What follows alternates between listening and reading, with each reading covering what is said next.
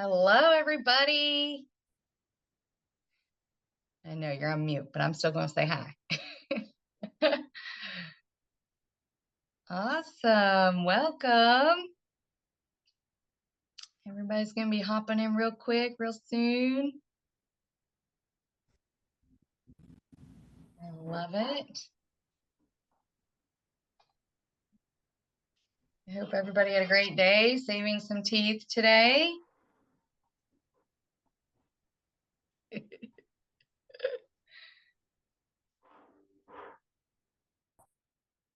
It's okay. I won't make everyone show me your pick. You can all be secret. It's good. Of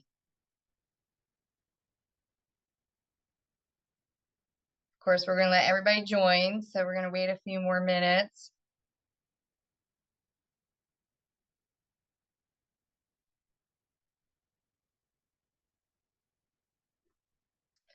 The awkward webinar intro, few minutes. It's all good, y'all.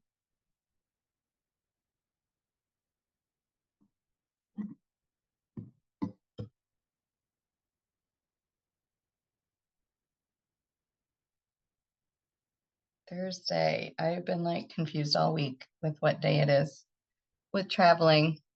No clue. It felt like a Monday. Ryan's coming in. Welcome, Ryan. Welcome.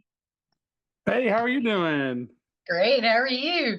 Good. I just finished mowing the lawn, and so Okay. I just got out of the shower, so my camera's off. But thank you so much. Like, you are clearly very, very high caliber in a lot of parts of your life, especially in endodontics. And we are so lucky to have you to like just help guide us and like tell us how it actually is and how to do it right. So thank you. Oh, you're sweet. I love it. I love it. Thank you for joining. Yeah, of course. I hope your lawn looks good. Yeah, it's good. It's good. Standard length. You know, I got the tape measure out. Don't worry. Good. Yes. Precision. That's right. Precision in everything we do, right? I love it. That's great. Yeah. Great. Well, I'm happy to have you.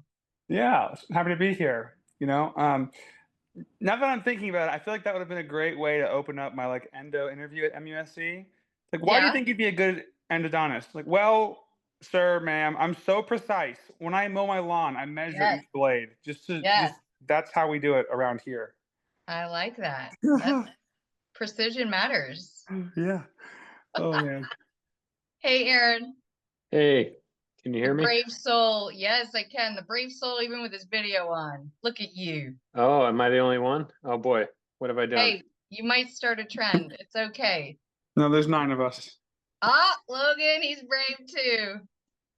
Don't let Aaron be the only one. Yeah, don't leave him in. Appreciate it. That's right. That's right. Did you guys all have a good day? Mm-hmm. Saving some teeth? Yeah, it was good. It was good. Yeah, I got a chaotic as usual.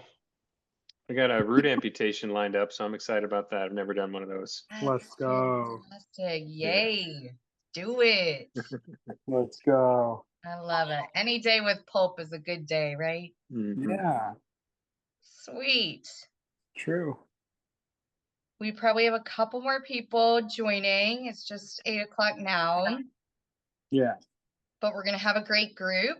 So I'm excited.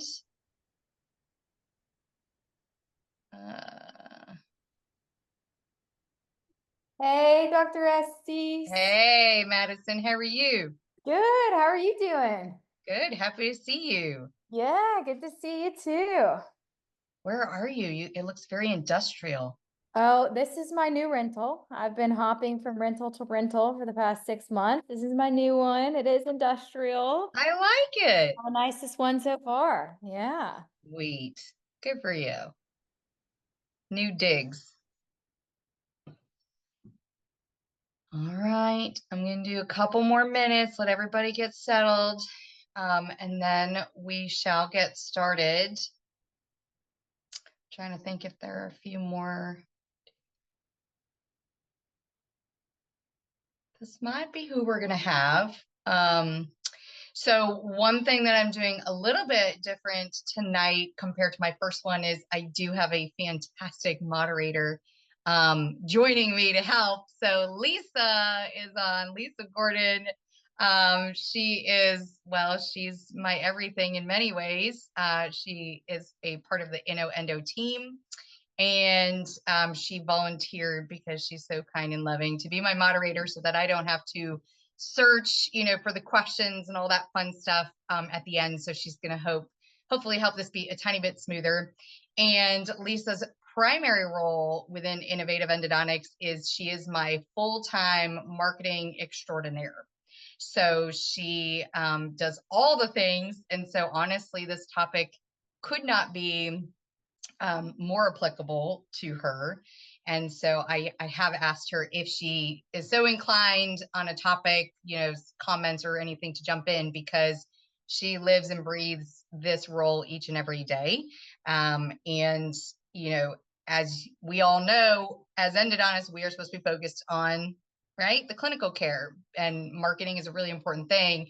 And so you do have to have a team member who can invest all of their time and energy to make it happen and make it worthwhile. So that is what Lisa does. And we have 3 locations. So she does it for all 3 locations, and she has a jam-packed calendar each and every week. So I'm going to welcome her to join in whenever she would like. But welcome to everybody. I think we'll officially get started because I know everyone's time is precious. So just kind of a recap, because we have some new faces from the last webinar. Basically, how this webinar series was born was that I was recognizing, myself included, that in residency, there's a lot that's lacking, maybe not intentionally, but there are lots of topics, specifically business topics, practice management, and those type of things that we just don't get access to in residency. And I kind of felt this draw to help teach. And I really do enjoy teaching and mentoring, but I felt like I had something to offer in having been in practice for the time that I have. And now I'm expanding to multiple locations. And so I've learned a lot, and I kind of felt compelled to share it.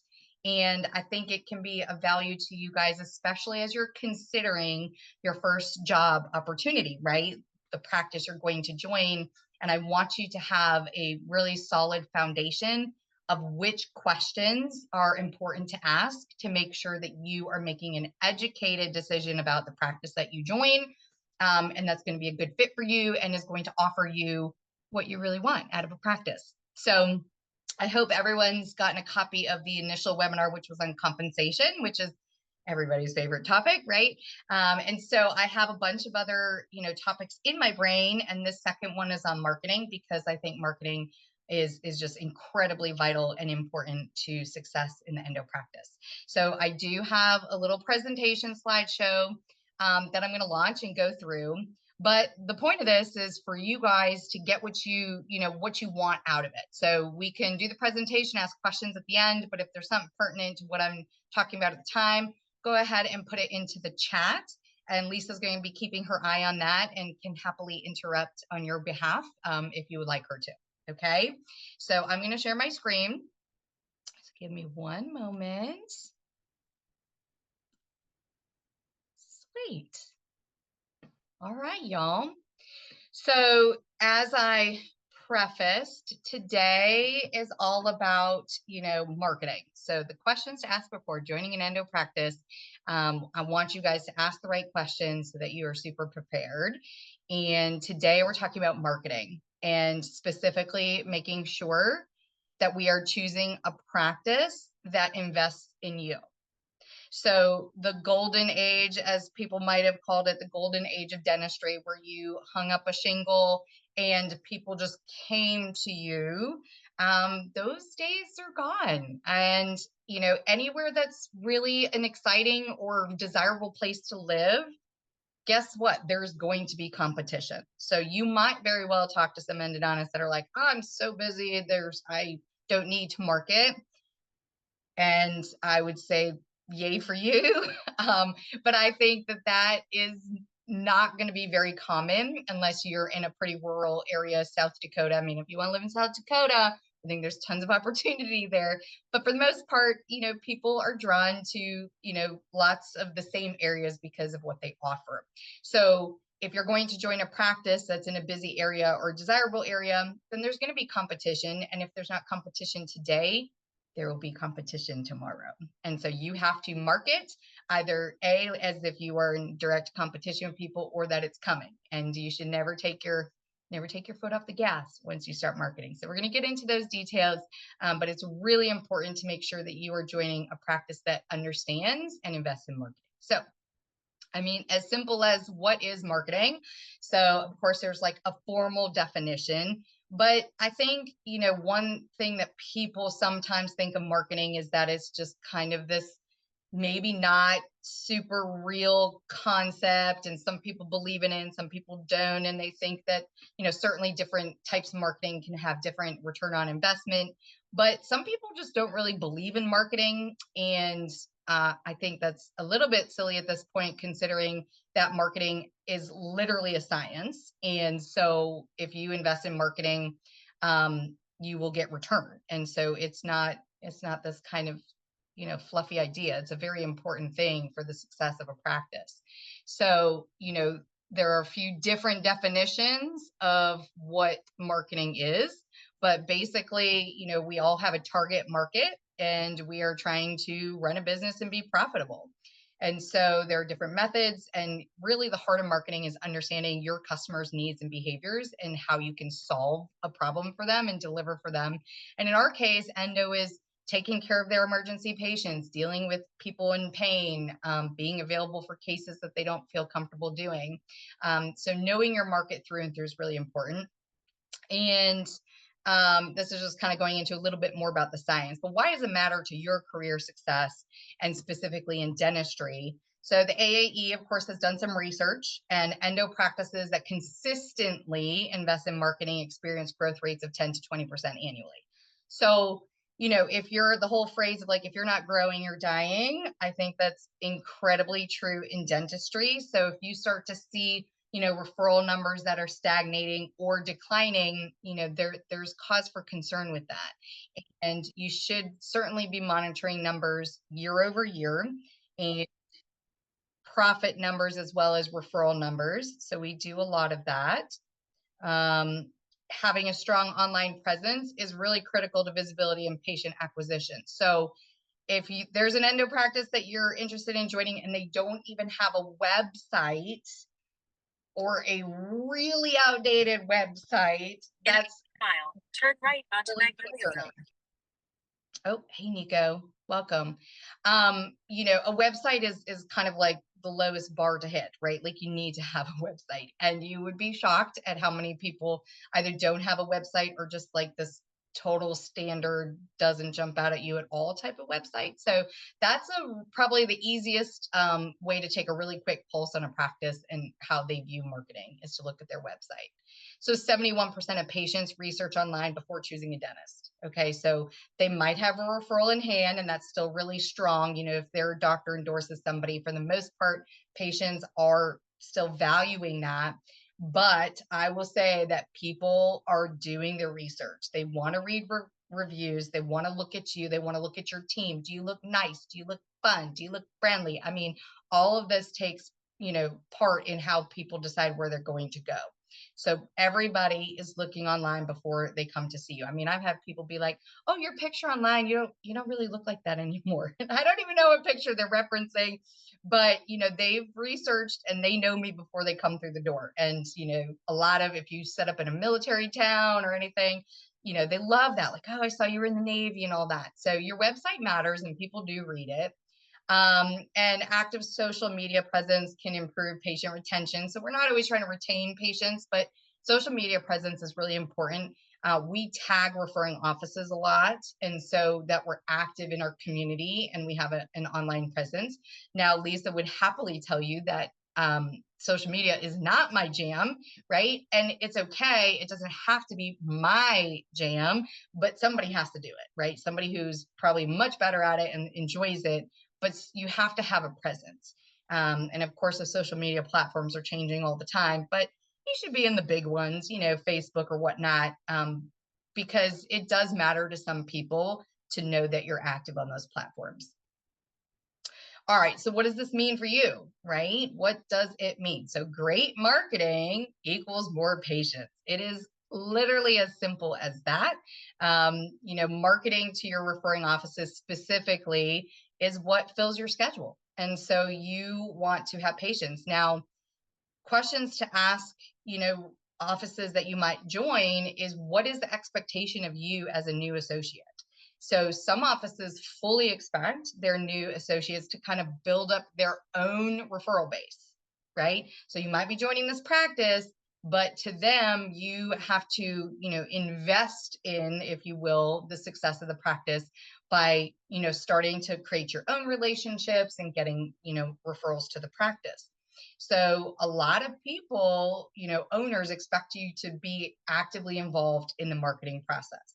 Now, I tend to do a lot of the marketing, Lisa specifically, but I tend to own marketing in my practice because I just want to make sure it is so thoroughly done and powerfully driven that I want to own that. And so I think that's incredibly rare, honestly, for an owner doctor to, really not have their associates have to commit to the growth of the practice.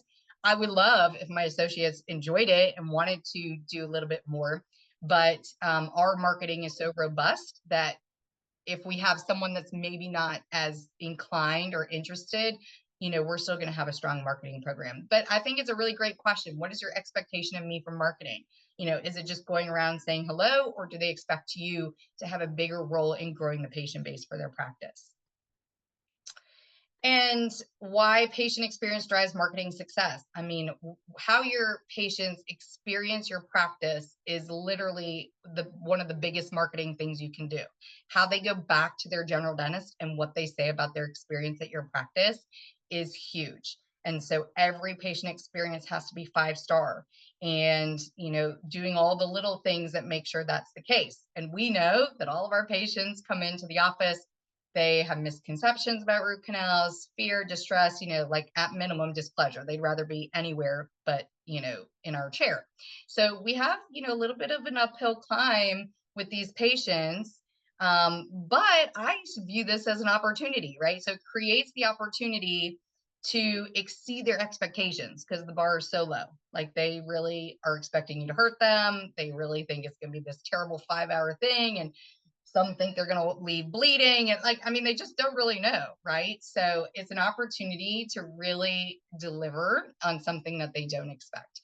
This is one of our dental dam selfies, which people just love these pictures. So when you're talking social media, easy peasy, get the fun patient, take the picture. They like to send it to their family and friends.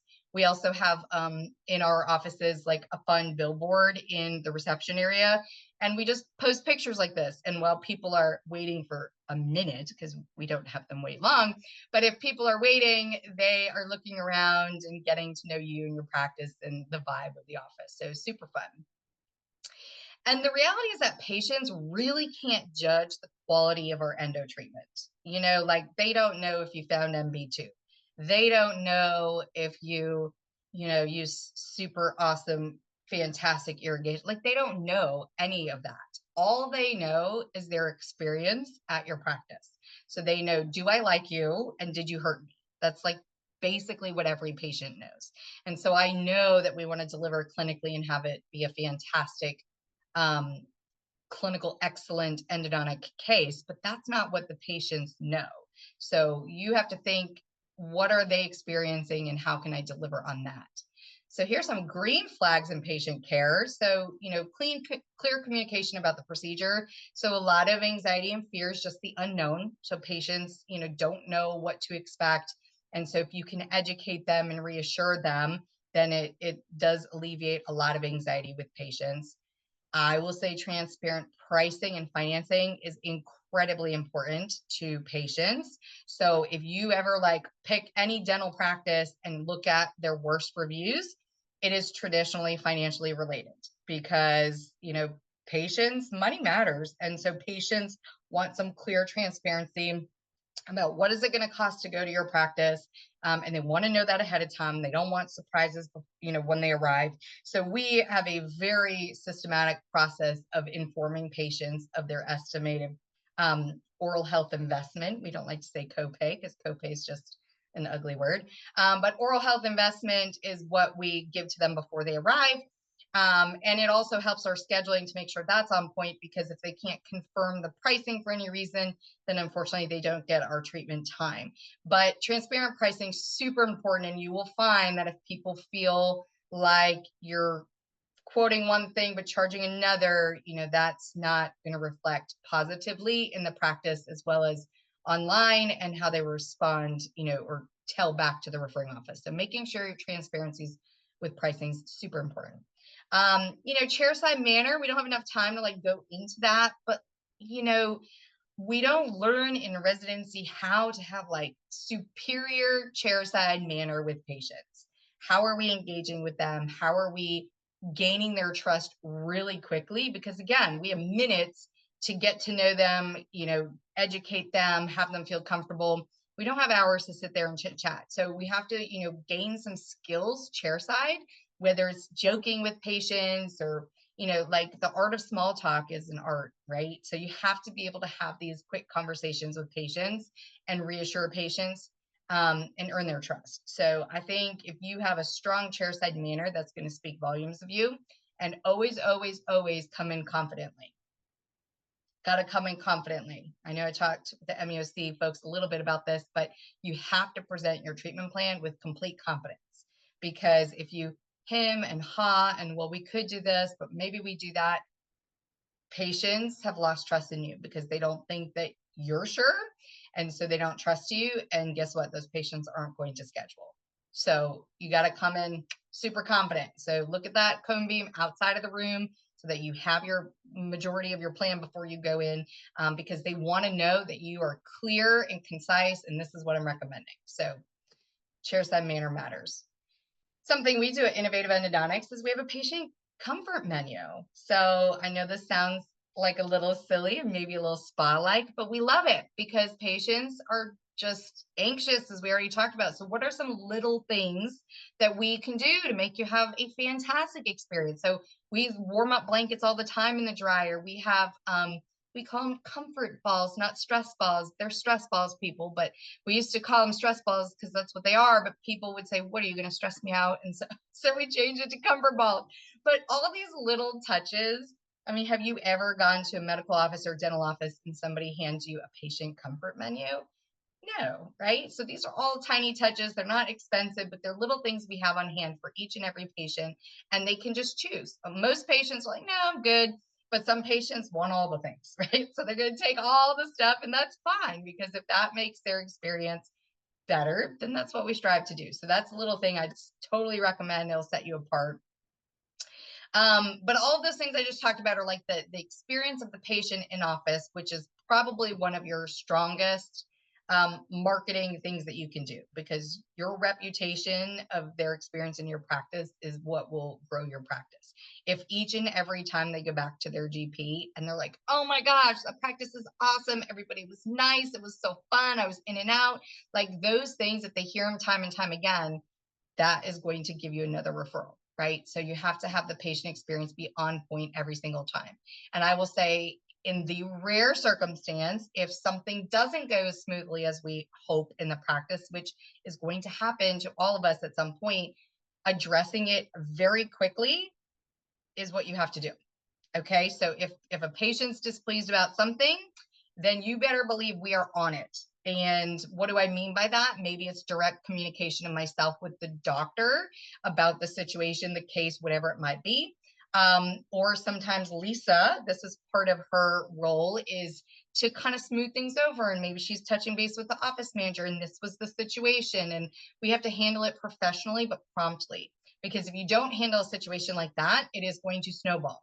And so what was a little patient disgruntled about something, I am never leaving the office if I know there's an unhappy patient that we haven't tried to reach out to and address, and what can we do to make it better, because that patient is going to go back and either blow it out of proportion at the referring office, or tell their friends or go online.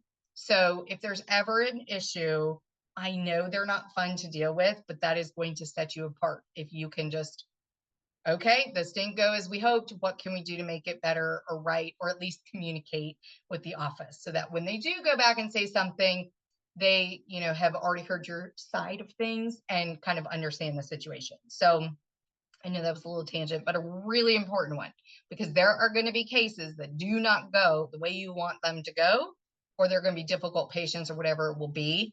And that is an opportunity to step up, and show the type of provider you are and the confidence you have in handling the situation. And so any negative situation can be turned into a positive one, but not if you let it sit and sweep it under the rug and don't address it. That's when things become bigger, unfortunately. So the power of the online reputation. So why do reviews even matter? So 80% of Americans rely on online reviews before making healthcare decisions. So, just think about your own life. The last time you wanted to go to a restaurant, or, think of anything. You probably went and looked at reviews and checked out how many people have gone there and what did they say. It's just a part of our culture right now. And they're doing that for healthcare decisions as well. And so, online reviews are considered to be as trustworthy as personal recommendations. So people, what they read online from these people that they've never met, they trust like it's their friend. And so what people are saying really does matter. A practice with poor reviews is really going to struggle to attract new patients. Okay. So, we across our 3 locations have, I think it's over 1,500 5-star reviews, which is all sorts of crazy. Okay. That's really hard to do for root canals. But first of all, you have to ask the patients. I know people are always just befuddled about how we get so many reviews. Well, we deliver on the experience. And then when we get the compliment, people are like, oh my gosh, it was so much better than I thought, or y'all are wonderful, whatever it's going to be. You have to have the confidence to be like, oh, Miss Jones, thank you so much for your kind words. We're going to send you a link a little bit later. We'd love if you'd share that. And patients are like, of course, I'd be happy to. So it's as simple as that if the compliment comes, which if you're delivering on your experience, it will. And you just have to, confidently ask them to, it doesn't have to be awkward or weird, but you just ask them. And people are more inclined to do so. To do it if they verbally commit to you. So making sure you ask if you get the compliment, and knowing that, yes, the vast majority of the time you're going to get 5-star reviews because those are the people who will want to write the review, but you're also going to get some negative Nancy's. And it doesn't matter if you're on point every single day, you're going to get a few. But the thing is to bury those tiny few like in a mountain of fantastic 5-star reviews, right? So it's going to happen. But how you making sure you have an exceeding number of positive ones to like have those few at the bottom, because then people look and like, oh, really? Like they don't trust that person because everybody else had the great experience. So these 3 people didn't have a good experience. So you do want it to be a small number. And then you always do want to reply to reviews online professionally so that you can basically defend yourself professionally if there's ever a negative review. So what are some warning signs for reviews? So if there are few or no online reviews, like if the practice you're joining has no reviews or like under 50, like that's not a lot of reviews. That's concerning. You need to want to be a part of a practice that has reviews. Obviously it goes without saying if there's some poor ratings, if there's lots of 3s and 2s and just like very inconsistent. If you ask a practice, hey, how do you guys, what's your system or process for getting reviews from patients? Like if that's not answerable very quickly in terms of how they do it, do they send out a link? There should be a documented process. And so that should be a very clear answer from a practice. And, if you do read, I know I talked about a professional response to any negative reviews, but certainly if you're reading some defensive responses to criticism, that's a little warning sign. That's not ideal. We should be professionally responding to these things. So just a little thing. So of course, people, we put a few of our reviews into the presentation. I would, encourage y'all to just go to our Google reviews to see the types of reviews that we get, because they comment on all kinds of things. The experience, the doctor, they comment on every single team member I have. So it is not about me. Okay. This one has my name mentioned, but it is not about me. It is about the whole experience. And that is what you want. You want them to comment on the entire experience at your practice. Because if I'm great, but the rest of my team is mediocre, guess what? That's not a great experience. It has to be from the very first phone call to the goodbye. They have to have a stellar experience. So you will find that a lot of my reviews do mention my team members consistently. So it's really awesome. All right, so let's pivot a little bit to relationship building, because that is literally what endo is. It's all referral based, right? So 98+% of our business comes from offices referring to us. And so, the office or the doctors that have the stronger relationships are the ones that are going to earn that business. So it's all about relationships, relationships, relationships. And so if you go into an office a million times with cookies and you're like, I can't get Dr. Jones to refer to me, but Dr. Jones plays golf with Dr. Smith, there's no way, right? Because their relationship is on a different level. So you want to strengthen your relationships over and over again so that they wouldn't even think about sending someone somewhere else because you have a strong personal relationship. And, clinical skills, honestly, when they're sending to a specialist, I would say they expect great clinical outcomes. They're not saying, I'm going to send to this endodontist versus this one because their cases are better. I think that's probably a rarity in that they do expect you are a specialist, you got your certificate, you're trained.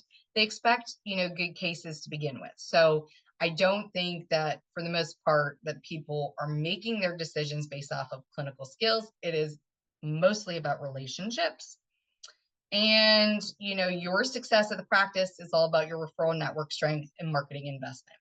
So again, just kind of going back to, what does the practice you're joining or going to consider joining, how do they view you in the practice? Because there are some practices that are like, oh, no, Dr. Estes patients, those are mine. Like, you got to go build your own little nest in my practice. So you have to understand, what are you walking into? Are you going to have certain doctors that are off limits? Those are really vital questions to ask, because I have friends that were associates of practices and there was, oh, no, this doctor sees all of these doctors' patients and they kind of got leftovers. I don't think that's right personally. Like when I have a doctor join my team, it is, you're joining InnoEndo.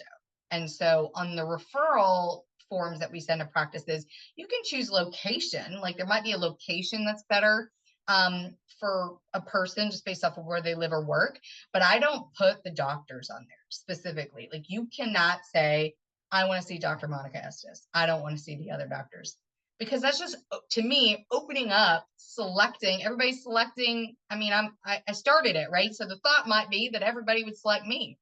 Well, that's not how successful business works. Like you have to invest in your associates and they can just choose where they want to go potentially, but we are filling schedules. And so it's not about, if there's a strong preference, yes, if I've seen them before, something like that, but that's not how it works. Like we should be working to strive to fill a schedule, whether it's their schedule or mine. And so I think that's a legitimate question for you to ask, to understand how are patients going to be assigned, and what's the expectation from you to build your own schedule. So we talk about marketing, and marketing should have at any moment in time, like 15 ongoing strategies. So I know that sounds a little overwhelming, but again, it's not you and me that are doing this. Like we have to be focused on the team, right? So we're going to have team members. That's what Lisa's for. We're going to have team members that are owning this and rocking this. And so when we say 15 strategies, we're talking about a variety of strategies in quality and quantity. And we're going to kind of give some examples of each, but you have to have ongoing concurrent things going on all the time. And so you're going to have little, tiny, small, medium, and large tactics, as we call it. And then this really has to be incredibly intentional planning and then we're tracking it. So we have a marketing calendar that we set out at the beginning of the year. And of course, as things change and develop, it might, be modified as time goes on. But we create this calendar that we're living and breathing by to make sure that we have these strategies that are consistently being implemented. And so Lisa's little calendar is full of so many comments and so many little things that she has to have in her purview. But it's really important that you're planning and then tracking. What was the ROI? Like, how many people attended that event? Those kind of things to know, is it a worthwhile thing to do again? Or was it a flop and people weren't interested? Like, you need to research your own tactics and how did it turn out? So let's talk about a few small strategies. And these are things that we've done at Endo. So just as simple as texting with your referring doctors, right? Everybody's texting nowadays. It's just a part of what we do. So, I try intentionally every once in a while to shoot just a text.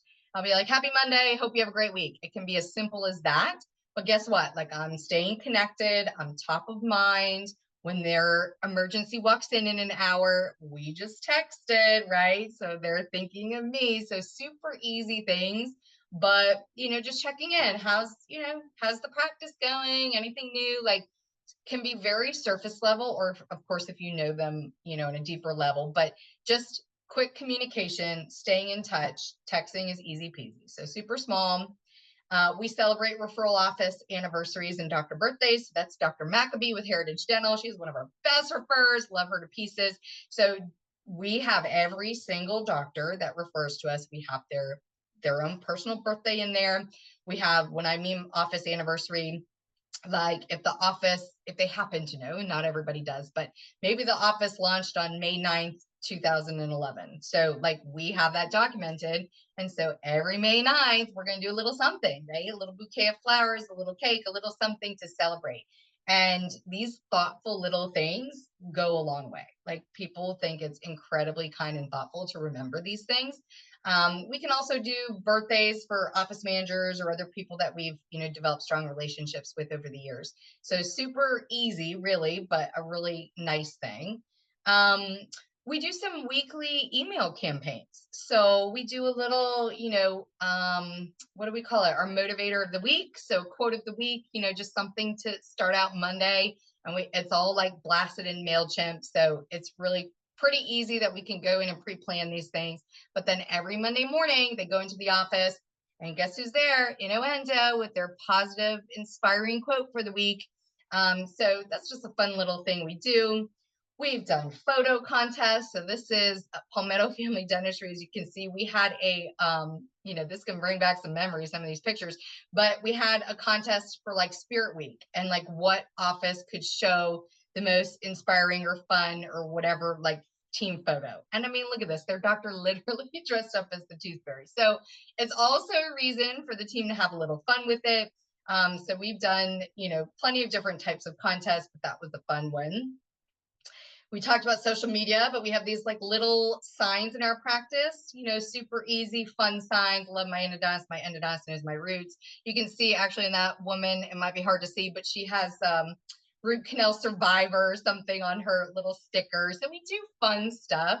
And it's just great content for social media. So, and then we can also email it to the referring office to say thank you for a great referral. So those are some small ones. Here are some ideas of maybe some medium ones that take a tiny bit more planning. So a custom coffee order, right? So contacting an office and getting a custom coffee order for every single team member, because everybody on their team is special. And this is not all about doctors. When you're thinking about marketing, you have to think whole team, right? Whole team, because doctors are not always the decision makers in the practice. And team members care about these kind of things. And if they're like, oh, they brought another bottle of wine for Dr. Jones, they can't share in that, right? Like they feel left out. So thinking about tactics that the whole team can participate in is really important. So we do custom coffee order. And how cool is that? We get in touch the day before, we're going to bring everybody coffee tomorrow. And then it shows up in everybody's name, has their custom coffee order. So people love that. If offices have any grand openings in the area, you better believe we're going to be there to welcome them and, invite them into the community. So making sure you're attending stuff like that. And then gift drops to referring offices. So we do a lot of really clever things, I must say. Lisa has a great thinking. She thinks outside the box, which is what we want, because I will tell you that cookie drops get real old. Okay, everybody's doing a cookie drop. So your cookies are just going to be on a table full of everybody else's cookies. So you really need to be thinking outside the box. So we bought a bunch of candles, and then we came up with these like really silly thoughts of titles and names for the candles. So you can see freshly drilled tooth, right? I mean, that's just ridiculous, but it smelled like vanilla, whatever. And so it made people laugh, right? And so they have these in their office. Of course, it's branded. Everything's going to be purple. Everything's going to be super clean. Everything's going to have our logo. We're always going to have a purple bow. Like, presentation is huge. So making sure anything you're delivering to an office is on point with your brand. But this was just a silly thing that didn't take that much time. We just made custom labels, put them on some kind of generic candles, and people thought it was the best. They loved it, right? So pretty fun. We do a fair amount of lunch and learns, and by we, I usually mean Lisa. Like, this is her jam. She loves doing it. It's a fantastic opportunity to basically teach the referring practice about your practice. Like, what do we do different? What are we all about? It's an opportunity to educate them on the referral process so that you're getting what you want from them, a referral and a PA, making sure that you're getting the information that you really need for your patients. And then, of course, everybody loves a free lunch, right? So they get to attend, you get to spend time with them. And if they have a particular thing that they want to kind of learn about, we will cater to that topic. So I have done some where they wanted to learn about cracks and fractures. And so I go in for those 50 minutes and we give them a nice lunch and I cover that topic. So it can be tailored to what they want. And then it's just a nice way to spend time with their whole team. We've done a lot of community things. So each year we do try and participate and give back to our community, which I think is really important anyway. So these are kind of some different things where we maybe raise money for something or gave a holiday donation. But people, they want to know that you care about your community, as we should. And so we have big checks and we bring it by, and it's just a nice thing to do, but it matters to people. And we try and diversify our contributions across. So we've done, like, I think the one on the left's about, for pets and shelters. And then the one in the middle is VA. And then 180 plus place was for homeless people. So we've done a lot of different things, but I think, yes, it's a marketing thing, but it's also pretty good feel good thing. So some large strategies, so some bigger things that are going to take more time and commitment for your team is, well, let's throw in a hiring marketing coordinator director in there. So, okay, so here's the thing. Some people are probably sitting here saying, oh, I mean, and I know that this might not be your decision, but hopefully you have a say in it that, oh, I can't afford a marketing coordinator, or that's a payroll expense that I don't want to make. But you really can't not afford. Like you have to have a marketing director because they're literally driving the success of your practice. So when I first started, I had a part-time director who was about 20 hours a week, and then that quickly just was not enough, right? And so now I have Lisa, and then Lisa basically has a full-time marketing assistant. So it has grown because it's a lot to manage.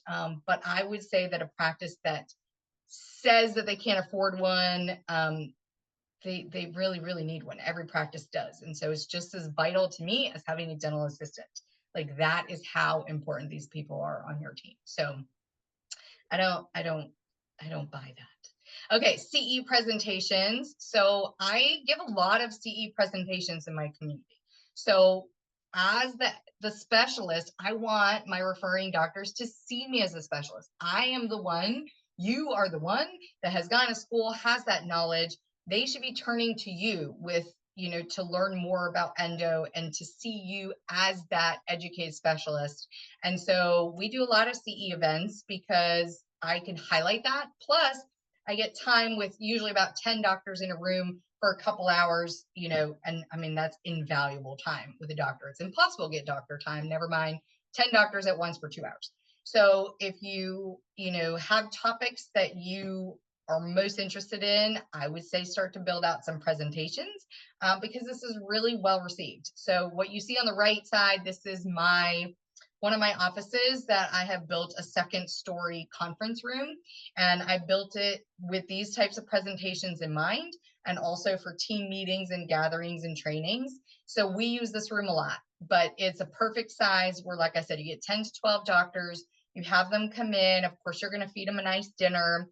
I pair up with different dental companies. So Henry Schein, Dentsply, Biomed Avalon. Like I've worked with a bunch of different companies because number one, it's great for them to be in front. And number two, they're willing to pay for the dinner or whatever. They sponsor the event, which is great. And in this case, we are not yet PACE certified, although that's on our target upcoming, but they provide the CE, right? So people want the CE, and up with these companies, they can provide that for you.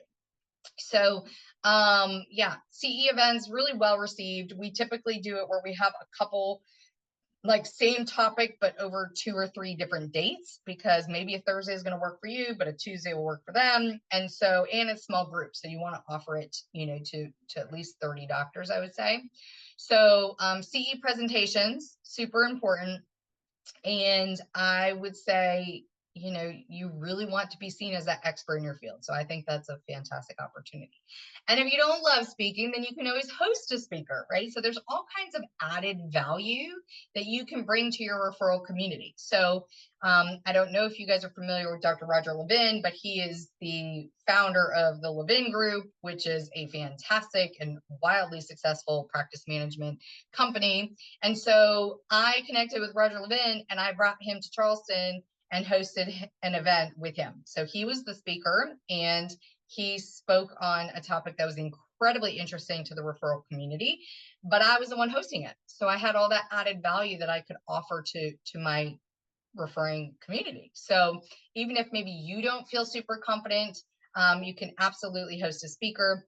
We have a fantastic speaker coming up. I know the MUSC residents I invited you to, but Brian Hunter is a phenomenal speaker in leadership, in dentistry. So he's coming. And so I'm thinking all the time, what types of things can I offer to my community that are unique and different and can add value? Not only can I do their root canals, but what can I offer them above and beyond that? So that is how you should be thinking about some of the marketing things that you intend to do. Social events are really fun. Okay, so these 3 pictures, the one on the left is our bingo. We held a bingo night, which sounds so silly, but okay, when was the last time y'all played bingo? Because it's actually really fun. And we invited all of our referring offices and their teams, and their family could come too. And we hired a DJ and we had a bingo night and we put out snacks and we had super fun and it was fantastic. The picture in the middle of that might have been bingo. So the one on the left might be from trivia night. So we hosted a trivia night.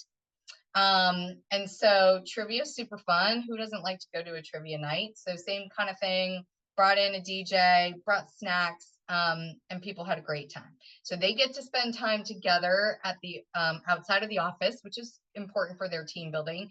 And then they get to spend time with us for the evening, which is really great. And then on the right, I have a picture of, I do a women's group. So quarterly women's group. So women in dentistry.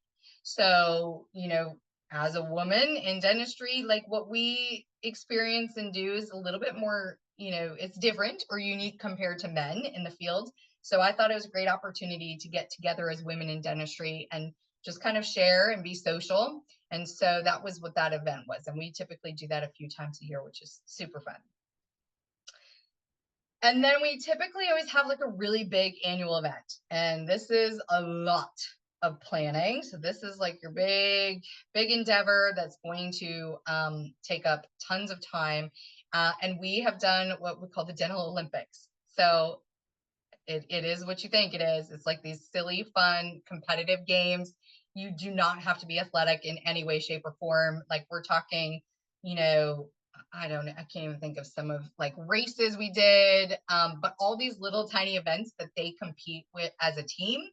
And then literally they get points, and the team that wins gets like this big, huge tooth trophy, which is so silly, but they get to put it in their office and it sits on their front desk, and people think it's hilarious and people have fun.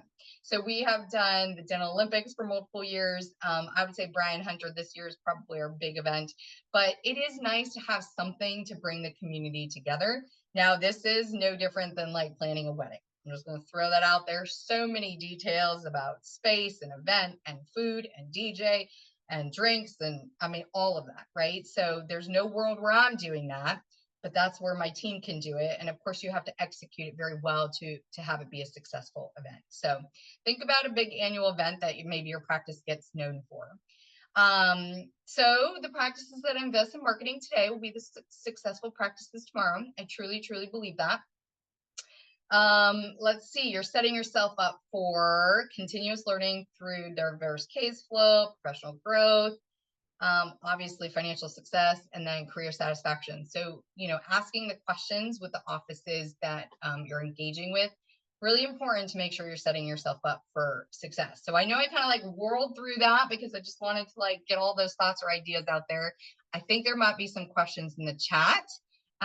So I'm happy to answer those, but I think the moral of the story is, making sure that the practice you're joining understands, believes in, and performs marketing, and consistency is really important. You can't have a practice that like does some for a month, then it drops off, then they revisit it in a month. Like there has to be incredible consistency for marketing to work.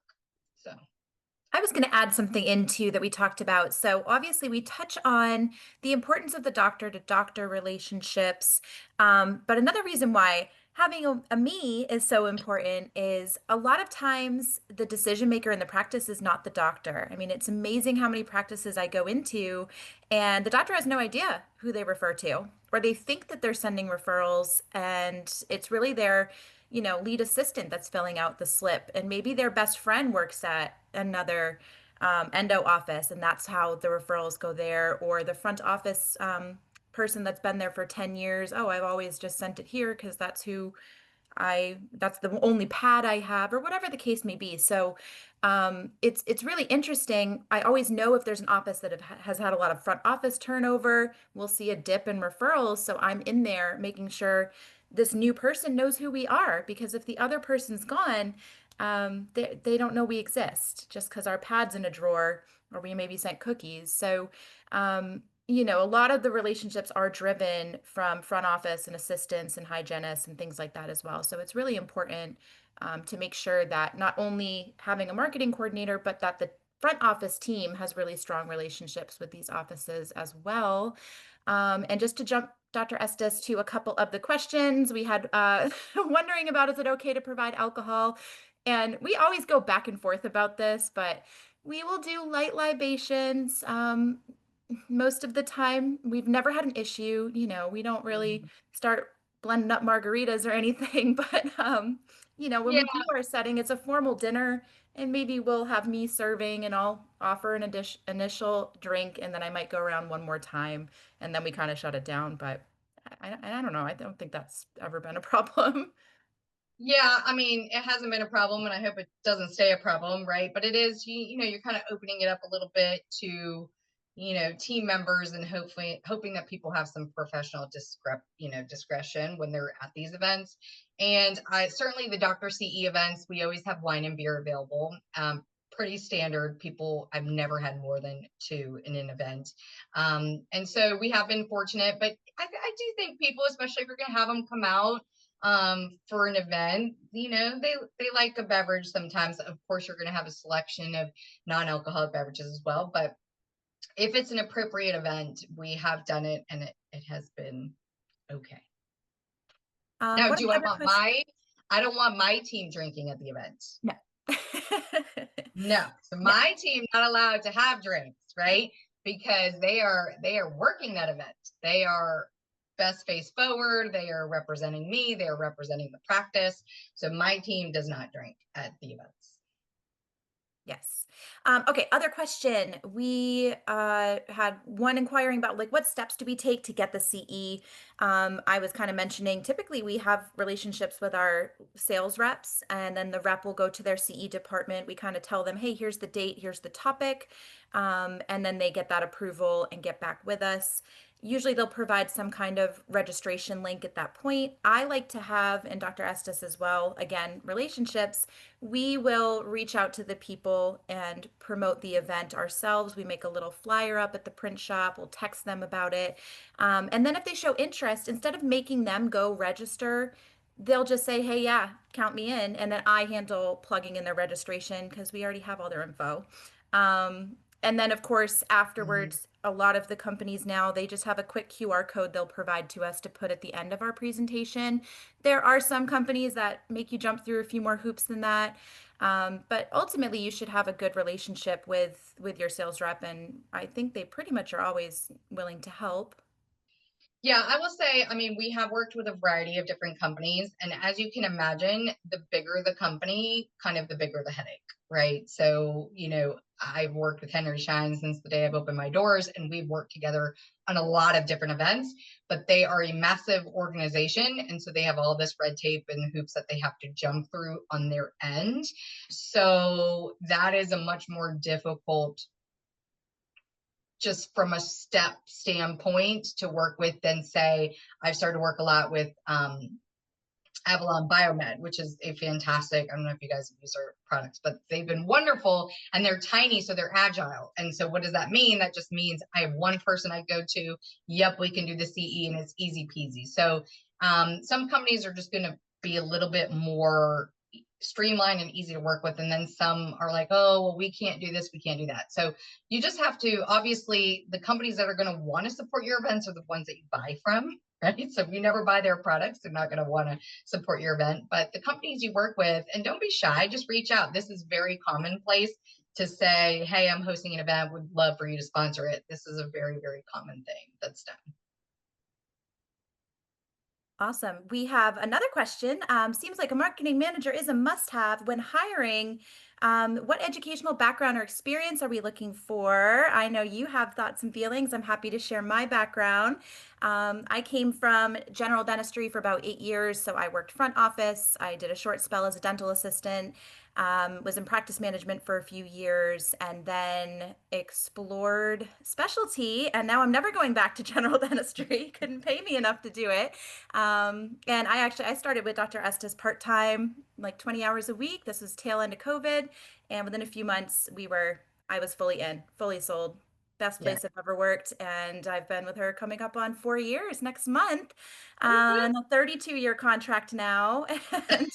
And so that's a little bit about kind of where I happen to come from. But Dr. E, I'm not sure what your... Yeah, so I mean, I don't think that you're going to necessarily find somebody with a marketing background, and that wasn't truly the most important thing to me. Number one, it has to be someone who is engaging. So as you can see from Lisa being on here, super outgoing and friendly and smiley, and like that is the person, right, that you want to be going into the practices and everybody's happy to see her.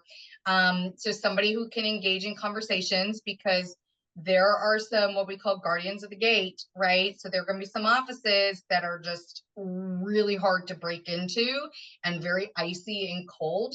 And you have to have someone who can do that time and time and time again and still be smiling and take the rejection and be willing to go back next time. So, it's not an easy thing sometimes with some of these offices. So I think what I'm getting at is personality, I think, is a very big part of the hire, because you have to have somebody who is okay with that, because it's going to be some hard days for some of them. And the thing I loved about Lisa was that because she did have a background, like if someone asked her a question, she wasn't just dropping off cookies. Like, she fully understands the business and the practice. So when there's a question, she can intelligently answer that. So some people just hire, super inexpensive, drop off the goodies. But to me, they're missing the opportunity to foster and build those relationships. And if you don't have someone that really understands endo in the practice, and they are in the office and they say something like, well, you know, why do you charge for a cone beam? Why do you need one for every patient? Guess what? Lisa completely understands CBCT and why we take it and how we use it. And so she can talk to all of that and educate them. And so I think there's a big difference between just, you know, someone who's just bringing by cookies and smiling versus someone who understands the business and can promote the business with their expertise. And so, you know, I think Lisa's maybe a rare find in the industry. But if you're willing to train somebody, you know, the most important thing to me would be the personality. Someone has to be incredibly detail oriented and organized, right? So if Dr. Jones is having a baby, it needs to be on the calendar. Dr. Jones is having a baby in April. We're getting them a baby gift, and it has to be on point.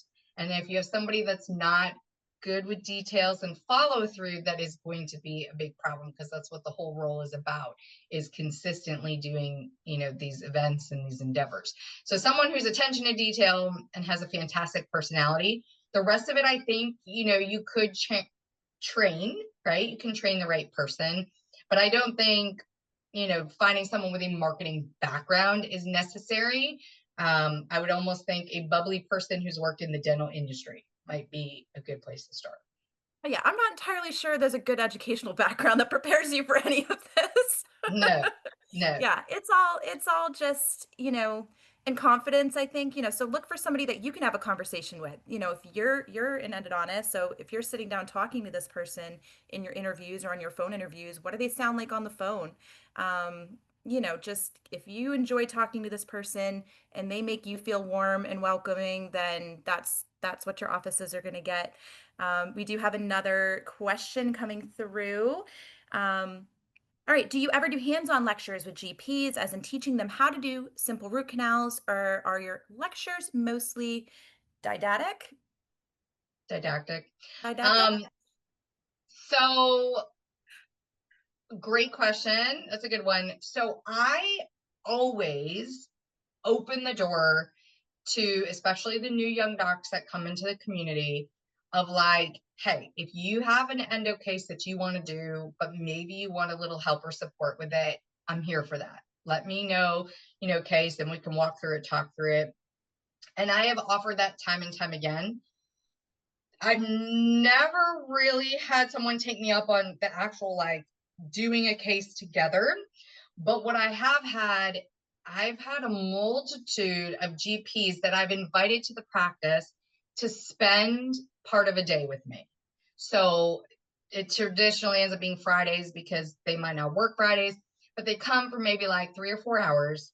And it is fantastic, because I am, yes, sharing my knowledge of like how I diagnose and treatment plan and all that. So they're getting clinical insight, but more than that, they're seeing the flow of my practice, and they're seeing the experience that their patients get. And they walk away like, wow, like, yes, I'm continuing to send my patients there, because they can see how we treat their patients. But it is obviously an opportunity. Like, we'll sit down, we'll look at cone beams together, talk about diagnosis. But what ends up happening as an opportunity for me to say, like, let's do a case together, they end up seeing, okay, she does molar endo in 40 minutes. My patients are in and out and they're very happy. Like, why would I take on that case, is kind of what ends up happening with that. So no, my workshops are not hands-on in the sense that let's work through a plastic tooth. Little bit more didactic, although I'm always focused on like, what can they, like, no one wants to hear about studies. That's pretty boring, y'all. So like, what can they bring back to their practice? Like, applicable knowledge, whether it's, you know, treatment planning, diagnosis, prognosis, like what can they really bring back and implement in their practice. So I do try and have it be not just like pie in the sky stuff that they can't use. Like I do a seminar on vital pulp therapy, which is all the rage now, right? VPT. And so like at the seminar, I got Brassler to support it, and everybody got a tube of the facet putty, right? So they got introduced to bioceramics. Now they could take that I verbally walked through how to place it, how to use it, how it sets, all of that. And so then they could take that back Monday morning to their practice and use it in a case on a pulp cap or something like that. So I do think they're very relevant, but I'm not like in a little tooth workshop. All right. Love the questions. Keep them coming. This one, ooh, one of my favorites.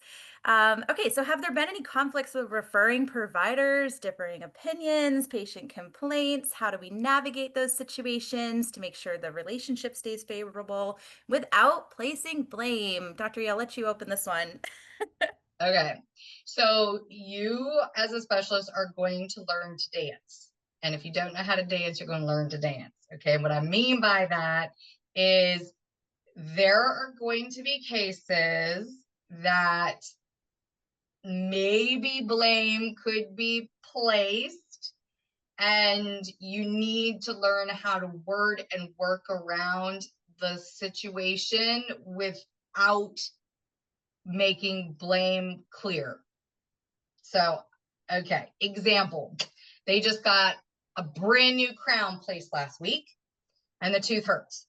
And you take your imaging and there's an 8 millimeter lesion. Okay, that was not there last week, right? Okay, we know it was there at the time of crown placement, so they didn't take their appropriate imaging and testing and all that before placing a crown. So the patient might say to you, oh, I just got this crown last week. Like, why didn't we do this before the crown? That's a hard situation to be in, because you and I know clinically that it should have, in essence or theory, been diagnosed beforehand and done before the crown. But are you about to throw your best referring doctor under the bus because they missed it? Of course not. And so you have to learn, dancing around some of these things. And I'm not trying to lie. I'm not trying to provide inaccurate information, but just saying it or framing it in a way that, unfortunately, symptoms do present at different times. Ideally, we would want to identify it before the crown went on. But in some circumstances, it does happen after crown placement. Great news, right? So totally skirted over that. And great news, we do root canals through crowns all the time. The integrity of your crown should remain intact. I expect you to do really great and have a great outcome. So I'm focusing on the positive. We're going to solve this problem. Bummer it wasn't caught beforehand, but it happens, right? So I'm not placing the blame, and never get into a blame game with a patient. Like, you do not, like, you're protecting your referring doctor above anything else. And so, you just have to be mindful of how you say things, and when in doubt, say less, right? Don't say anything if it can't be complimentary or positive. But there are going to be tons of situations that you are unfortunately put in that can be awkward and uncomfortable, and you have to learn how to navigate that. And again, not being dishonest, but just focusing on a different part of the situation, if you will. Now, if there's an uncomfortable situation, like let's say, the doctor referred to me and they want me to do the endo, and I really don't think the tooth's restorable, which we do get put in those situations pretty often as well. Like, for me, it's all about letting them decide it's not restorable versus me being like, depending upon my level of relationship. Like, there are some doctors that can be like, hey, Smith, I really don't think it's restorable. I should be extracted. And they're cool with it, right? But then there are other doctors that can be more sensitive on the topic. And so sometimes I send, a slice of the cone beam, I'll text it to the doctor, and I know it's not restorable. And I'm like, hey, the distal's really deep. I'm a bit concerned about restorability. What do you think? So I know that they're going to look at it and be like, ugh, right? And they're going to be like, yeah, that doesn't look good. I think we should extract. So that wasn't my idea. That was their idea, but I just led the horse to the water, if you will. So I will say, you have to become a master of chairside manner as well as interaction with your doctors. And as I said at the beginning, like, if there's going to be an uncomfortable or awkward situation, just confronting it head on and doing it as early as possible is the most important thing. And we have a follow-up. So would you still say the same thing for a referrer that has that type of poor track record, or somebody who barely refers to you? I would pitch in that would be both really good opportunities for a lunch and learn to kind of educate in those circumstances. But Dr. E, thoughts? Yeah, so it's lots of depends here, but it depends on where you're at, right? So when I first launched and I was the new kid in town and I was building referrals, everything, right? Because you need referrals, whether they're good or bad, and the quality of the cases you get. Now, as your practice grows and you start to recognize certain referral type patterns, like this doctor is not a good diagnostician, then we start to pivot to things like, well, Dr. Jones patients are all consults. Now, I don't tell Dr. Jones that. Like, I don't say we never treat your patients without a consult, but in my practice, my scheduling team knows that because they're protecting the schedule. And if I've been burned once or twice, okay, but like if it's a pattern, then we're going to pivot to make sure that we're protecting our schedule. So if there is a doctor, that we've noted maybe doesn't have the best diagnostic skills, or they only reach out to us with difficult cases or people, then yes, those we just handle them differently in our practice and have them be a consult first always. Or practices that maybe the patients are never financially prepared, like those patterns emerge as well. And so, protecting your schedule and kind of treating those patients a little bit differently. So we have made that. Now you might get to a point where you're just over it, right? And a practice has just sent you crap and you're just done. And I've had that and I'm just done. And I'm not dealing with it anymore because there's no payment I can receive to deal with you again, right? But you don't necessarily tell them that. You just tell their patient, oh, our next opening's in 6 weeks. And then guess what? Patients are going to go somewhere else. And, you kind of, handle that, but maybe just without hurting feelings or saying anything negative. So yeah, different ways to handle it. But ultimately, at the end of the day, it's all about protecting your schedule.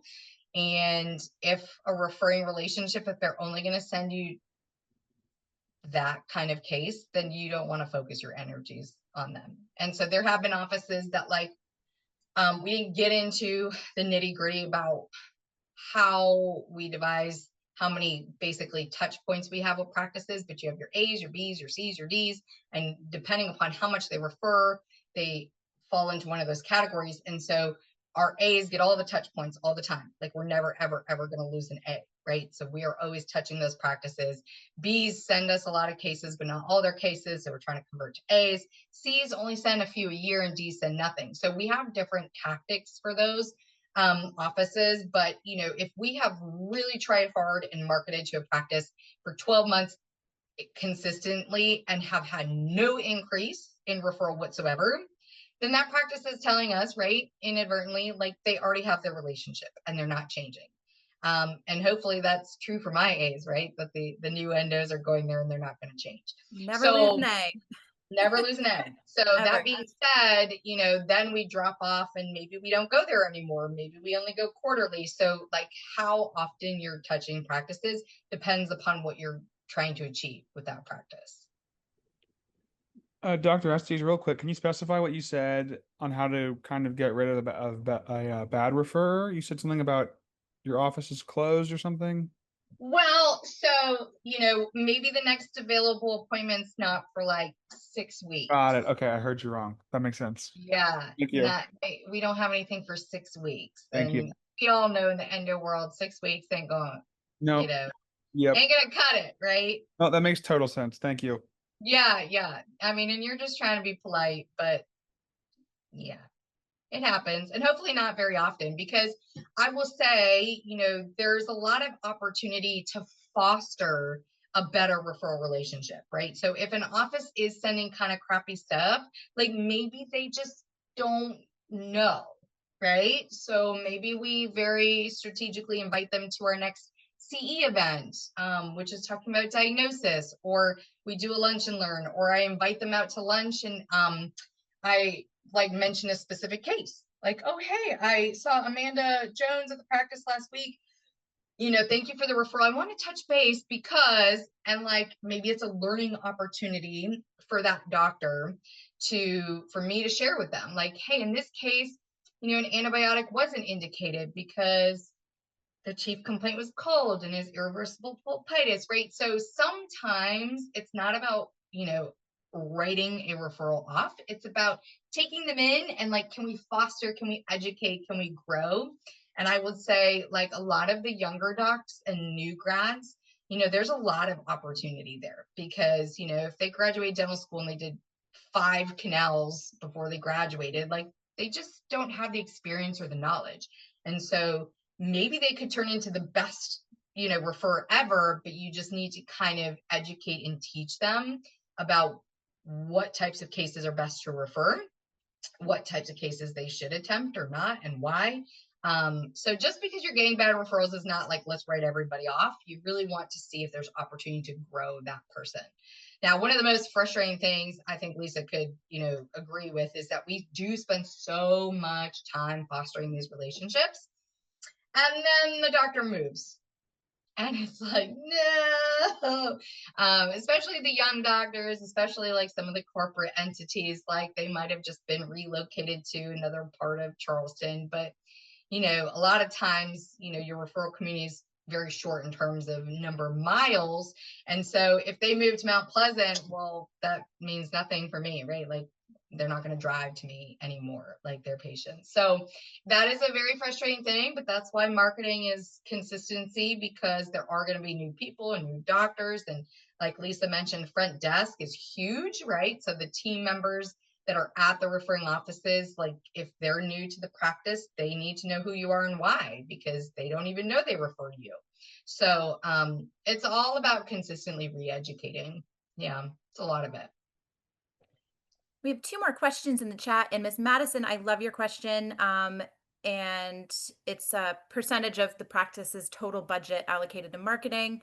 We also kind of in the same vein, Ryan's wondering about cases with questionable restorability, and we need to reach out to the doctor. In the event that we can't reach the doctor, what do you do? Do you just temporize? Do you complete it?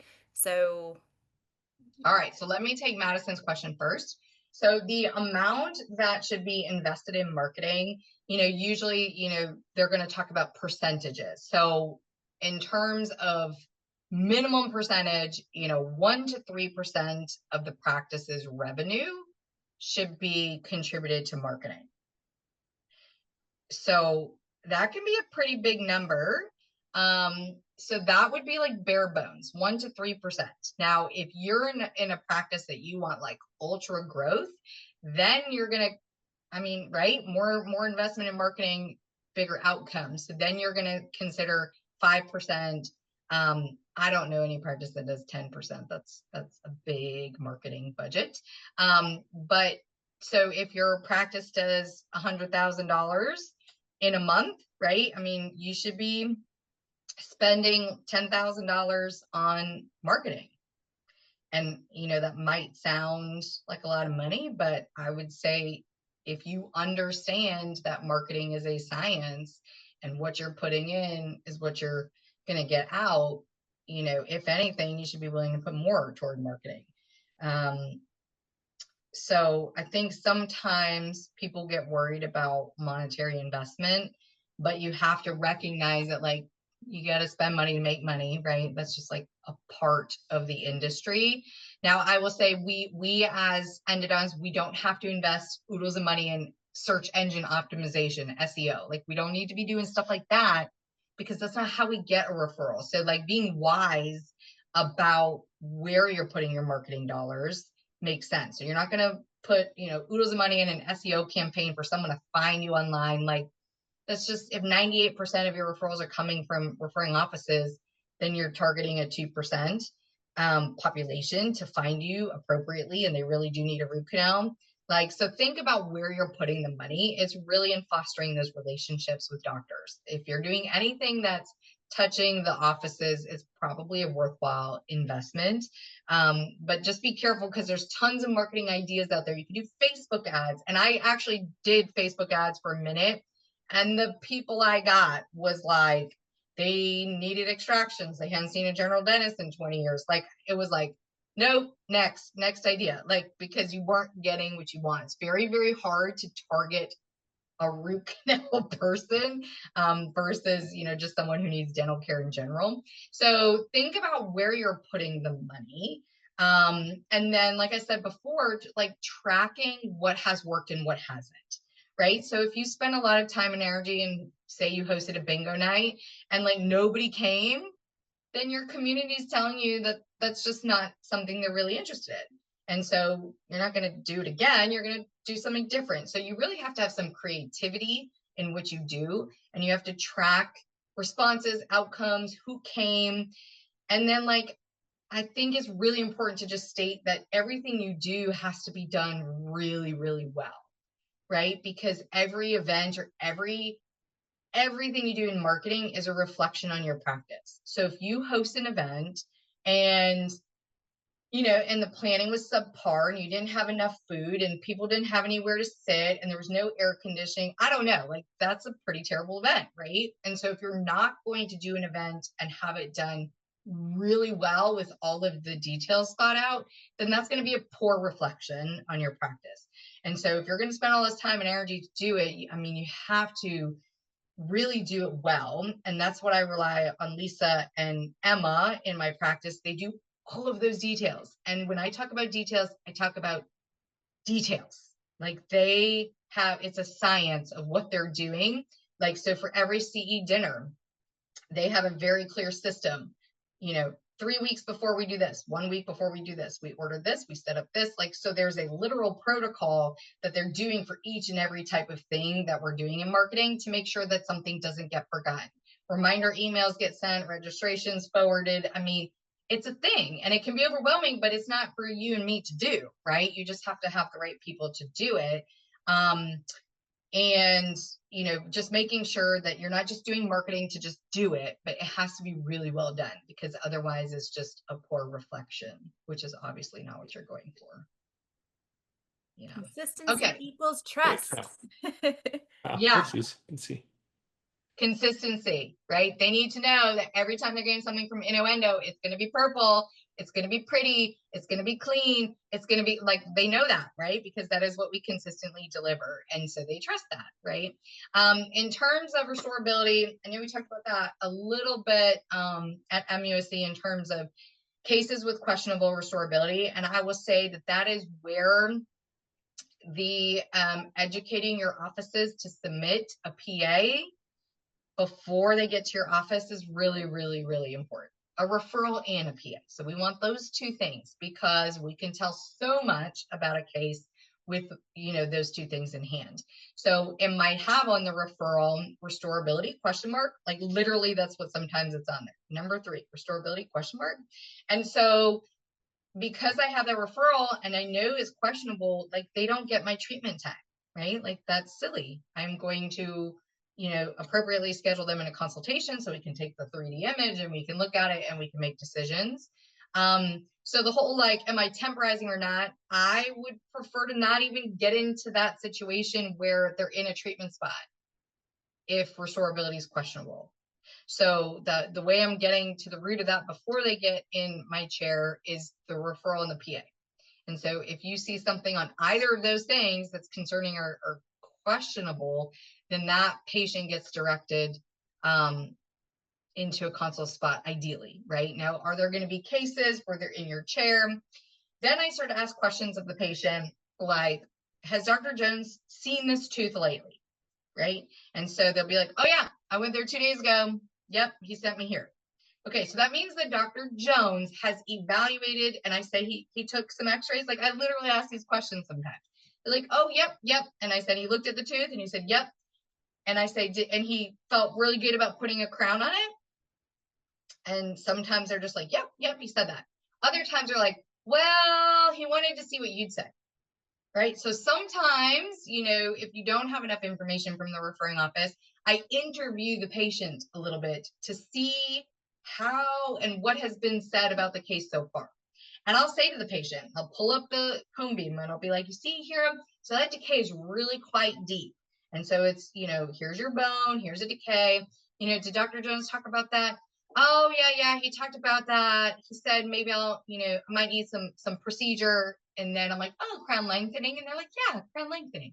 Okay, so then that's telling me that that doctor is pretty clearly aware of the depth of the decay, is having a conversation with the patient, and has a plan, right? So then I feel really confident doing that case, because there's a plan in place.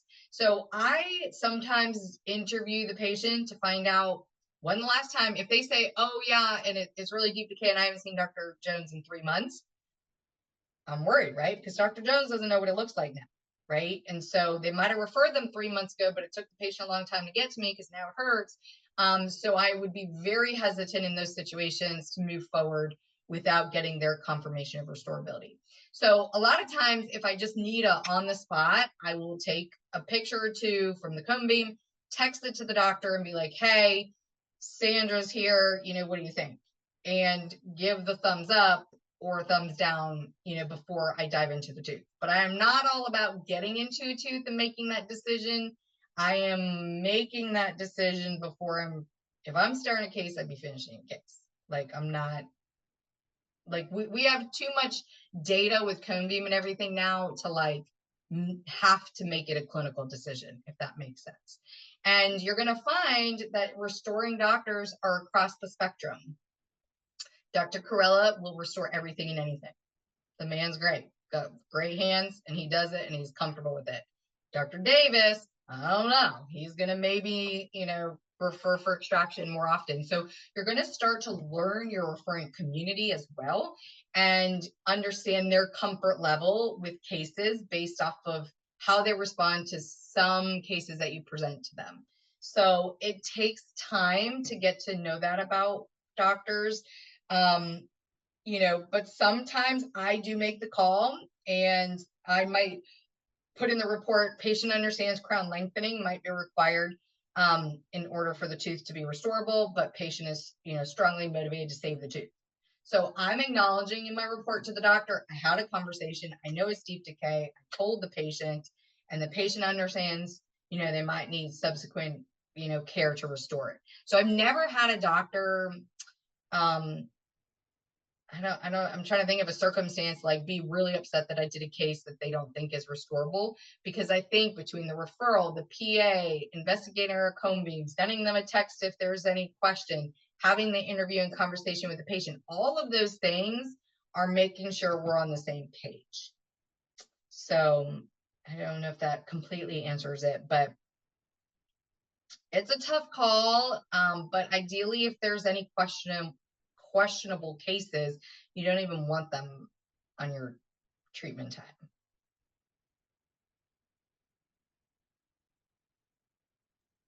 Is that it for questions? Any more? I don't have any more in the chat.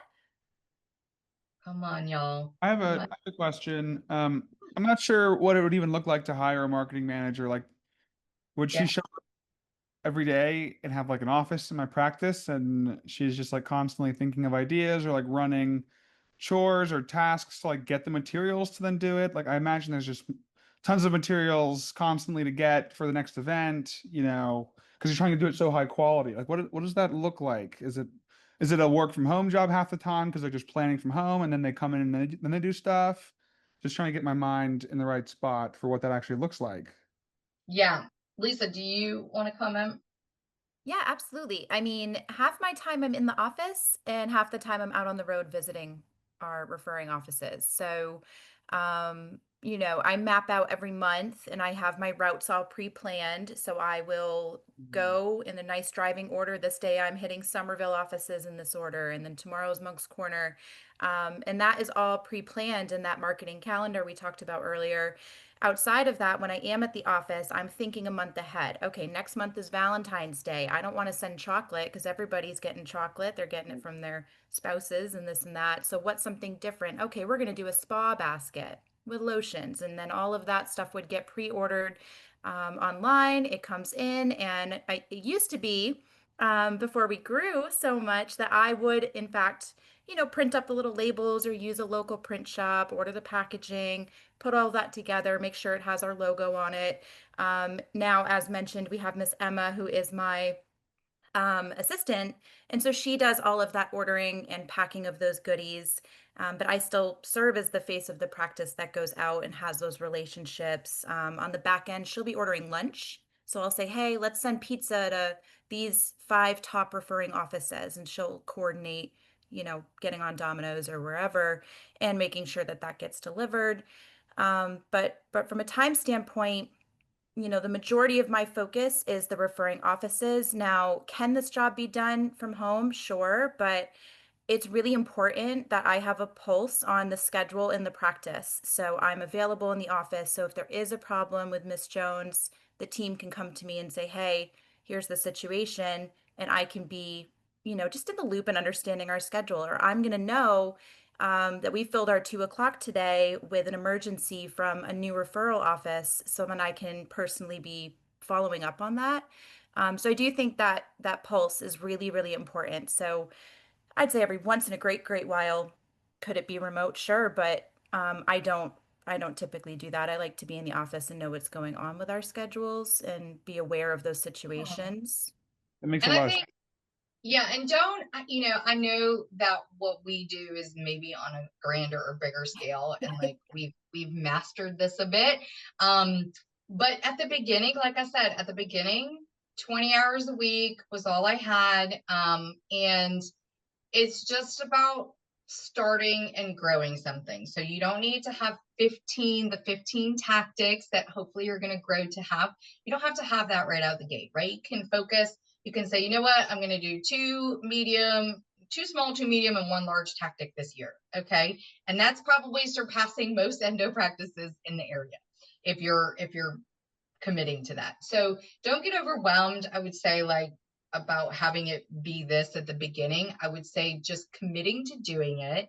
And then just consistently doing whatever, tactics or things you've committed to doing is really important. And then it will probably naturally grow. Right. So 20 hours a week will turn into 30, will turn into 40.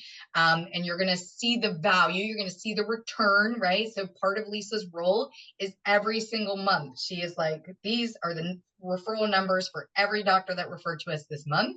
And we're looking at those. We are looking at those numbers because if Dr. Weimer dropped off from last month, so last month it was 12, this month it's 6, it's like, whoa, like what happened there, right? And you want to see a pattern. If there's going to be a change, whether it's a good pattern or a negative pattern, you want to see that very quickly. Because if you're not looking at your numbers, and I think this is an important part of the marketing coordinator, is to look at those numbers and to see trends or patterns and address them early. If there's like an uptick in referrals, fantastic. Let's pour more love on that practice because we're getting what we want. So we want even more of that. So we're going to shower them with even more love, right? Or if it's going the other direction, okay, let's find out. Oh, he has a new office manager. Okay, we don't know her. Where did she come from? Like, so then you go down the rabbit hole. Or, oh no, he just went to Europe for 2 weeks. Okay, so there's not really any issue. It's just that the doctor or provider wasn't there. So looking at your numbers month over month is a very important part of not only implementing the tactics, but obviously the whole point is for the referral numbers. And so you want to look at those numbers and be tracking them. The other thing you want to look at is, yes, we're getting 7 cases, but the dollar value of how, like, those 7 cases only turn into $622 for 7 people. So that means either the patients didn't come, they were referred but didn't come. They came but only did the consult and didn't schedule the treatment. They didn't need treatment. We recommended extraction. So that means those 7 people, though they were referrals, they weren't profitable referrals, right? So what does that mean? Then you have to dig into what kind of cases they're sending you. Is it a doctor education issue? Is it they're not really informing or educating the patient before they get to your office about what a root canal is and what to expect? Is it a financial concern? So there's so many things that you can tell from your numbers, because it's not just about, I got this many numbers of referrals. Were they good referrals, right? I'd rather have a smaller number of referrals and every one of those turn into a case than a bigger number that didn't turn into a case. And so part of your coordinator, and really you as a doctor in the practice, should be looking at those to understand, because if you need to intervene, you don't want to see a trend 3 months after it already started, because that means that doctor is already maybe referring somewhere else, or there's something that happened that wasn't addressed. Like, you don't want to be in that position where now you can't climb back and restore that relationship.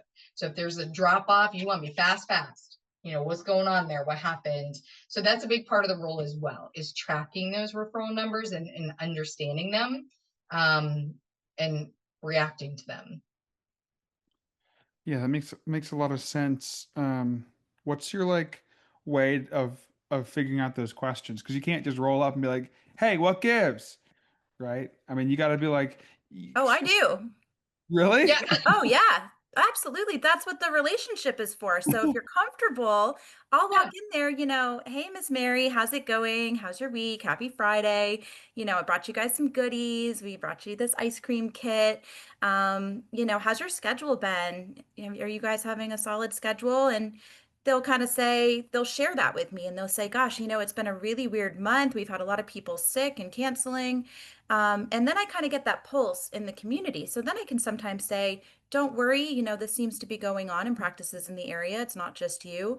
Or that gives me my answer, of, oh, okay, they are having a bad month. It's not us. We have had situations with offices that their referral numbers were strong, strong, strong. And then all of a sudden, big drop off over a couple months. And so, again, I've been going in there for years, and I'll say to them, hey, we've noticed we're not seeing as many referrals from your office. Is everything okay? Is there anything we can do? And I think that just comes back to the confidence of being able to have that conversation.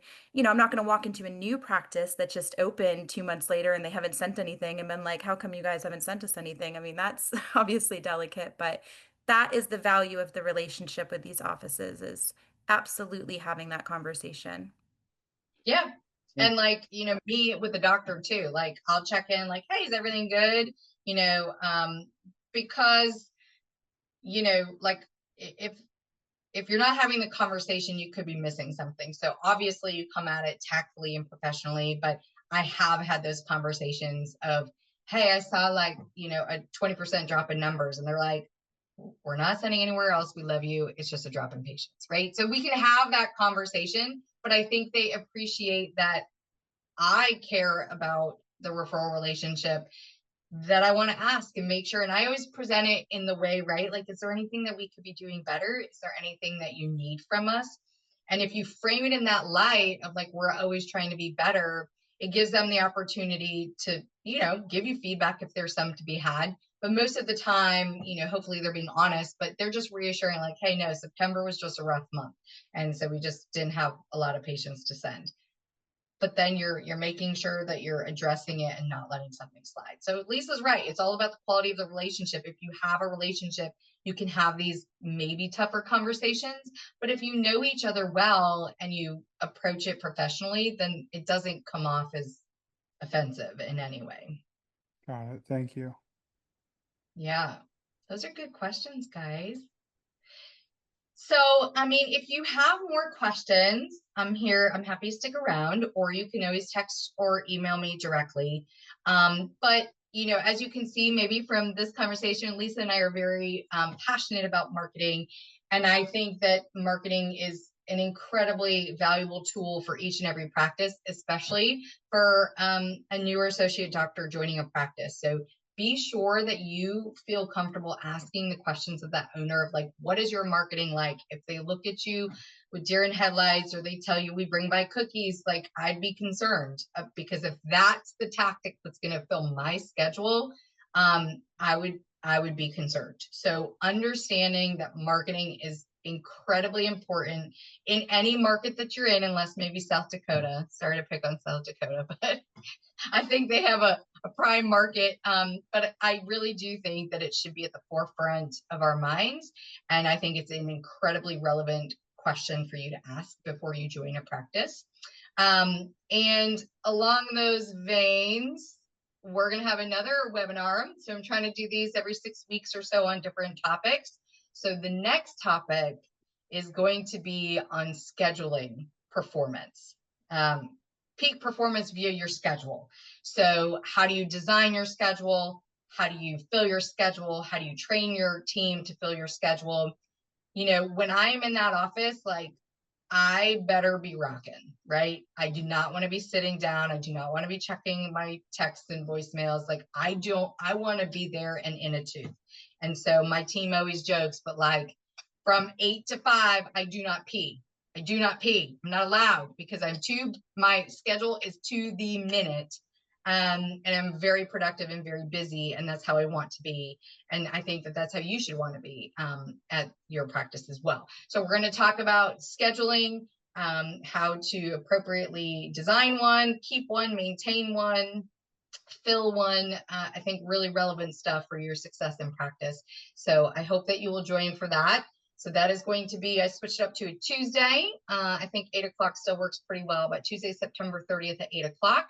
Will be the next webinar, and I'm totally open to ideas. I have a bunch in my brain in terms of what I think topics would be really relevant and valuable to you. But if there's something that you're like, hey, I need to know about this, you know, shoot me a text and I'll put it into our plans, because the whole point of this is to present some value for you. So I hope that the next one will be well attended, and you know, I hope you guys had a little fun tonight.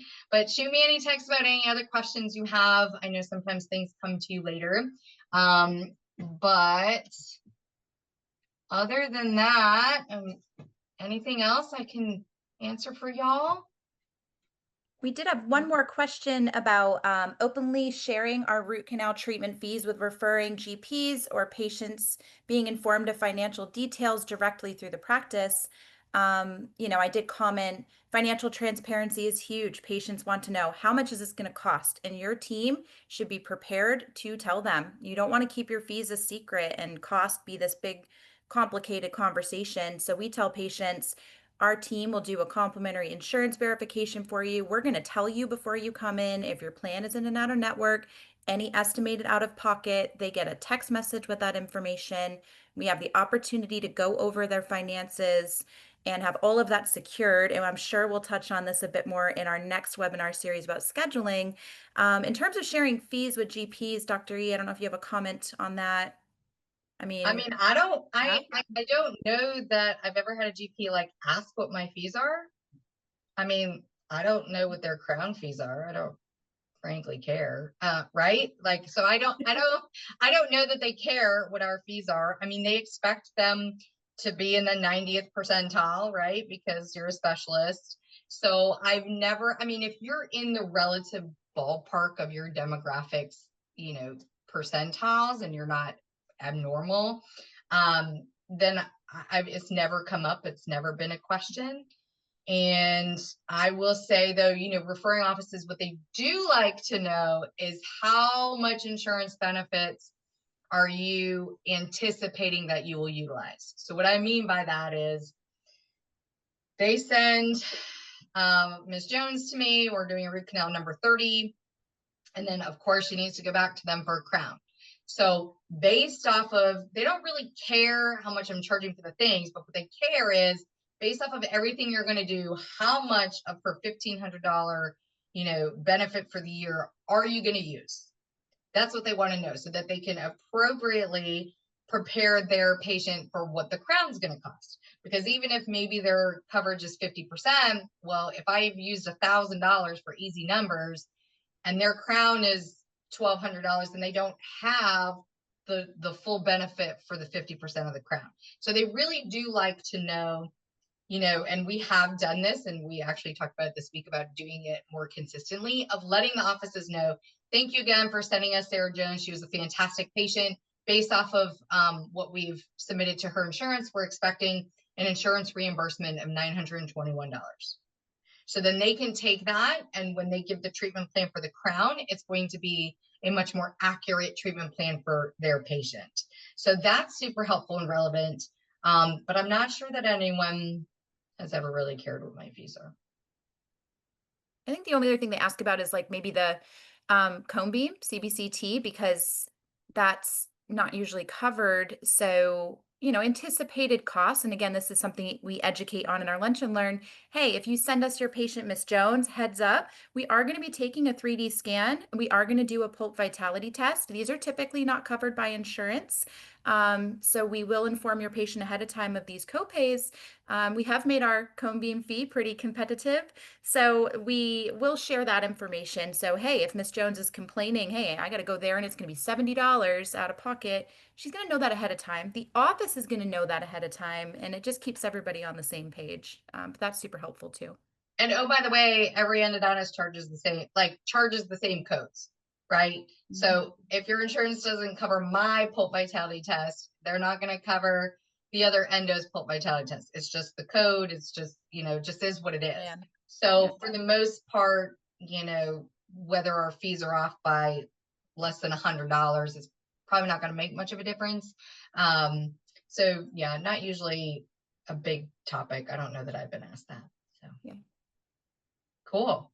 All right, y'all. Well, you need to get to bed because you got some canals to get into tomorrow. I have a fun surgery first thing in the morning. I have MB root number 3. Let's do it. So it'll be fun. I'll send it to my MUSC peeps. But it'll be fun. I always do my surgeries first thing in the morning. I'm fresh, they're fresh. The day can't get away from you. So yeah, so I'll do surgery in the morning. I hope somebody else has a good surgery tomorrow. And I'll see you in September. And local people, come shadow. You got to do it. Really important. And then the Brian Hunter event for my MUSC peeps. You guys got to come. I'm telling you, we got to get the powers that be to let you guys go because he is powerful as a speaker. So I hope that we can make that work. So have a good night, y'all. Thanks for joining. And we'll, it's been recorded. So if you want a copy, we can share that as well. Thank you so much. I really appreciate it. This is great. Toodles, y'all. Thank you, Dr. Estes. We appreciate you. You got it. Thanks for coming. Everyone.